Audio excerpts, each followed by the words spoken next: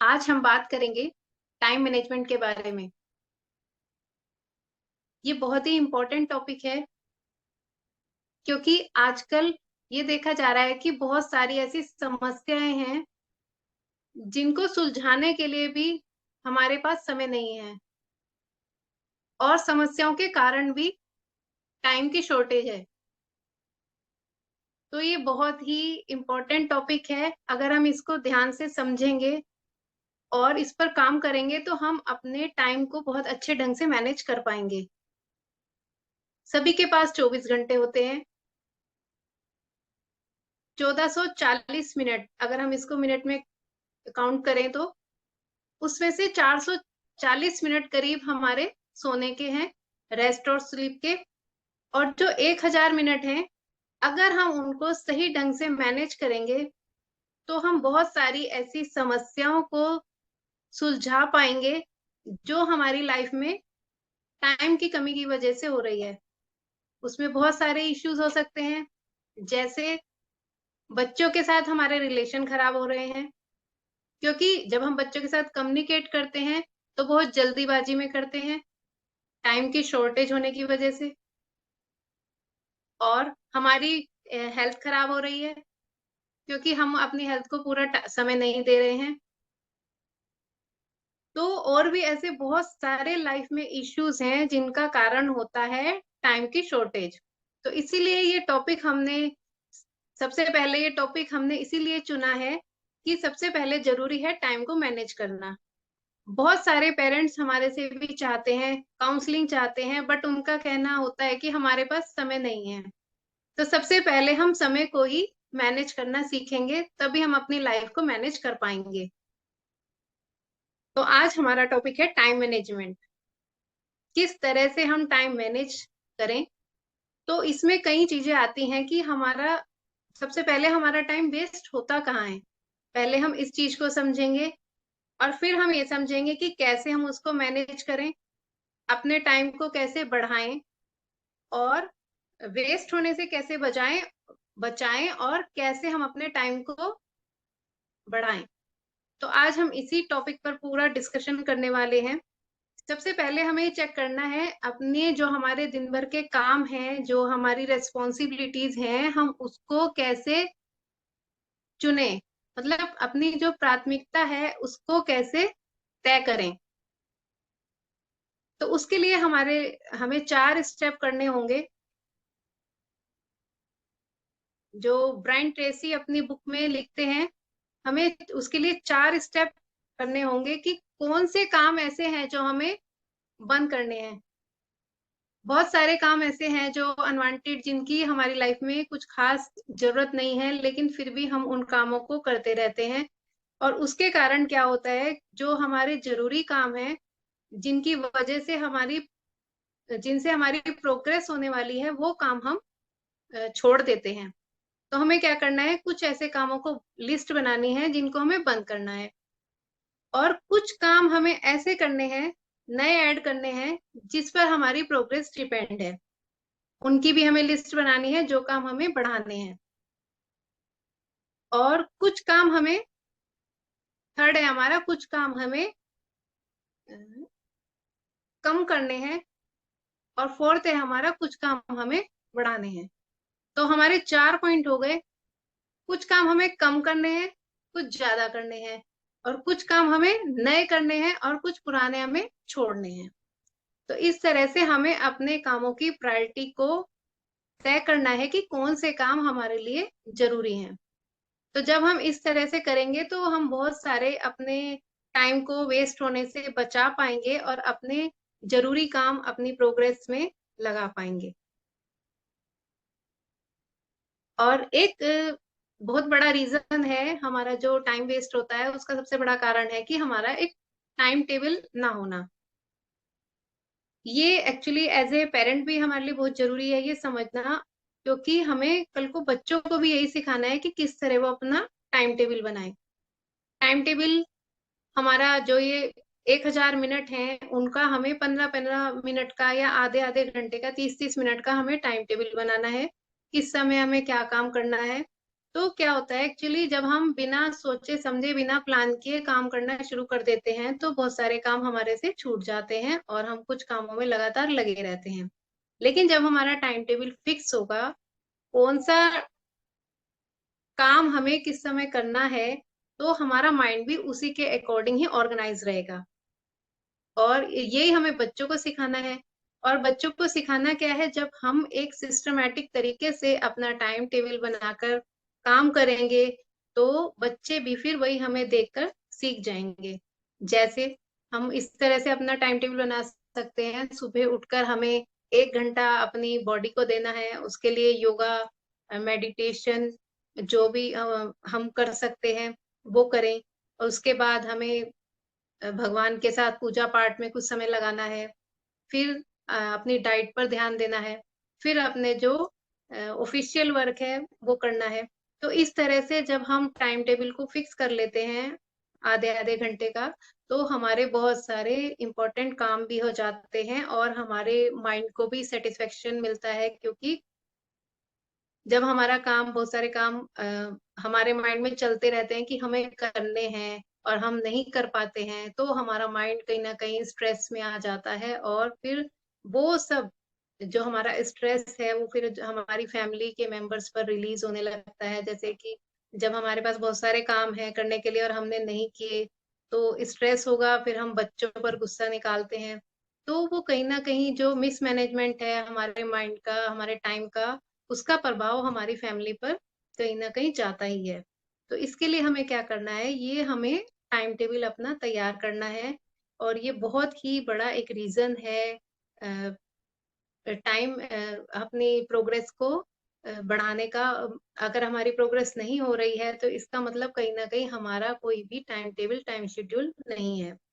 तो हमें इसके लिए बहुत ज़रूरी है अपना टाइम टेबल तैयार करना है और अपने बच्चों को भी टाइम टेबल बनाना सिखाना है। देखिए, टाइम टेबल बिल्कुल एक बजट की तरह है। जैसे हम अ, अपने पूरे महीने का बजट बनाते हैं, फाइनेंशियल बजट बनाते हैं कि हमें कितना इन्वेस्टमेंट कहाँ करना है, कितना हमें खर्चा अपने किचन में करना है, कितना खर्चा हमें अपनी प्रोग्रेस में करना है, बच्चों पर कितना खर्चा करना है। इस तरह से जैसे हम बजट बनाते हैं, तो इसी तरह से अगर हम अपने टाइम का भी एक बजट बनाएँगे, अपने टाइम को भी हमें ये चेक करना है और प्लानिंग करनी है कि कितना समय हमें बच्चों को देना है। क्योंकि ये देखा जा रहा है कि बहुत सारे पेरेंट्स के और बच्चों के रिलेशन खराब हो रहे हैं, क्योंकि पेरेंट्स वर्किंग होने की वजह से बच्चों को टाइम नहीं दे पाते हैं और इस वजह से उनके रिलेशन में गैप आने लगता है।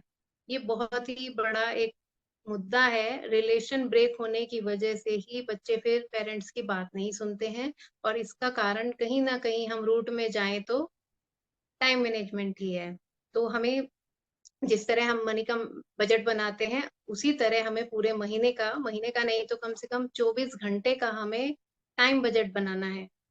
जब हम टाइम बजट बनाएँगे, तो हम अपनी बहुत सारे जो काम हैं, उन पर जो हमारी प्रॉब्लम्स हैं, उनके सॉल्यूशन ढूँढ पाएँगे और अपने बच्चों के साथ भी अपने रिलेशन मेंटेन कर पाएँगे और अपने सारे कामों को हम पूरा कर पाएँगे। तो ये बहुत ही इम्पोर्टेंट चीज़ है, टाइम बजट बनाना। और हमें इसके साथ-साथ हमें ये भी चेक करना है कि हमें 2 चीज़ों की लिस्ट बनानी है। एक तो ऐसे पीपल लोग जो हमारे टाइम को किल करते हैं और ऐसे काम जो जिसमें हमारा टाइम ज़्यादा वेस्ट हो जाता है और अ, हमारी प्रोग्रेस नहीं होती है। तो इसलिए हमें टाइम बजट बनाते समय हमें 2 चीज़ों की लिस्ट ज़रूर बनाएँ, क्योंकि कई बार ऐसा होता है कि हमें पता ही नहीं चलता है कि बहुत सारे ऐसे लोग जो हमारे साथ कई बार हम बच्चों की बात करें तो बहुत सारे बच्चे फ़ोन पर या हम लोग फ़ोन पर भी फालतू की चैटिंग करते रहते हैं, जिसकी वज़ह से कुछ भी हमारी प्रोग्रेस नहीं होती है और बल्कि बाद में हमें लगता है कि हमने अपना टाइम वेस्ट कर दिया। तो ये सिर्फ़ टाइम ही वेस्ट नहीं, बल्कि हमारी एनर्जी को भी वेस्ट करता है और फिर जब हमारे पास हमारे काम पेंडिंग रह जाते हैं, तो फिर हमें गिल्टी फीलिंग आती है कि हमने अपना टाइम वेस्ट कर दिया। तो इसीलिए हम पहले से ही अगर लिस्ट बना लें कि कौन से ऐसे लोग हैं जिनको हमें सिर्फ़ अपना मिनिमम टाइम देना है, तो फिर धीरे धीरे फिर हम उन लोगों की तरफ हमारा ध्यान जाने लगेगा जिनके साथ मिलकर हमारी प्रोग्रेस, हमारी लाइफ की जो भी प्रोग्रेस है, जो भी समस्याएं हैं वो सुलझती हैं। तो इस तरह से हमें एक लिस्ट बनानी है और दूसरी हमें लिस्ट बनानी है ऐसे कामों की जिनसे हमारी प्रोग्रेस और ज्यादा हो। जैसे कि हम अपना टाइम फालतू में चैटिंग इधर उधर करने की बजाय अगर हम अपनी जो लाइफ में बहुत सारी समस्याएं हैं उनके सॉल्यूशन की तरफ, मतलब उनके सॉल्यूशन ढूंढने की तरफ हम अच्छी बुक्स पढ़ सकते हैं, अपनी नॉलेज बढ़ा सकते हैं, या ऐसे लोगों से संपर्क बढ़ा सकते हैं जहाँ से हमारी नॉलेज बढ़े और हमारी जो फैमिली में जो सबके साथ रिलेशन है वो और ज्यादा मेंटेन हो। तो इस तरह से हमें टाइम बजट बनाते समय हमें इन दो चीजों की लिस्ट पर पूरा काम करना है और इससे हमें बहुत ही जल्दी और बहुत अच्छे रिजल्ट मिलेंगे। और अब हम बात करेंगे कि किस तरह से हम अपनी एफिशिएंसी को बढ़ा सकते हैं, अपनी प्रोडक्टिविटी को बढ़ा सकते हैं।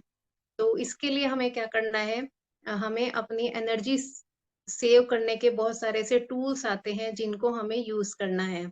जैसे for example, as a housewife हम किचन में बहुत सारे ऐसे टूल्स का यूज करते हैं जिनको यूज करके हम बहुत सारे अपने टाइम को बचा लेते हैं। जैसे कि हम किचन में फॉर एग्जांपल, हम मैं छोटा सा मैं एग्जांपल दूंगी, जैसे हम मिक्सी का यूज करते हैं, मिक्सर जूसर का। तो उसको यूज करने से क्या होता है कि हम अपने बहुत सारे समय को बचा लेते हैं। अदरवाइज नहीं तो हम वो जूस निकालने में ही हमारा इतना टाइम वेस्ट हो जाता है। तो इस तरह के हमें बहुत सारे किचन में और भी अपने घर में ऐसे टूल्स का यूज करना है, टूल्स पे इन्वेस्ट करना है। हमें कई बार लगता है कि ये चीज महंगी है, बट अगर हम कैलकुलेट करें तो वो चीजें हमारे बहुत सारे समय को बचाती हैं। हमारा सबसे ज्यादा इम्पोर्टेंट जो हमारी चीज है वो है हमारा समय। अगर हम इसको सही यूज करेंगे तो हमारी लाइफ की प्रोग्रेस होगी। लेकिन अगर हम इसको यूज नहीं करेंगे तो तो भी वो समय बेकार हो जाएगा, क्योंकि समय एक ऐसी चीज है अगर एक बार चला गया तो फिर वो वापस नहीं आएगा। तो इसीलिए हम इस तरह के छोटे छोटे टूल्स पर इन्वेस्ट कर सकते हैं, उनको खरीद सकते हैं ताकि हम अपने समय को बचाएं, क्योंकि सबसे जरूरी है हमारा समय। समय के साथ साथ हम अपनी एनर्जी को भी बचाएंगे। और जब हमारी बॉडी में जो एनर्जी रहेगी तभी हम जो जरूरी काम है कर पाएंगे।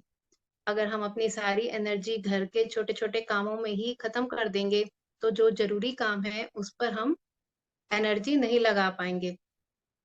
और दूसरा है, हमें प्रोडक्टिविटी बढ़ाने के लिए अपने कामों को डेलीगेशन करना सीखना होगा।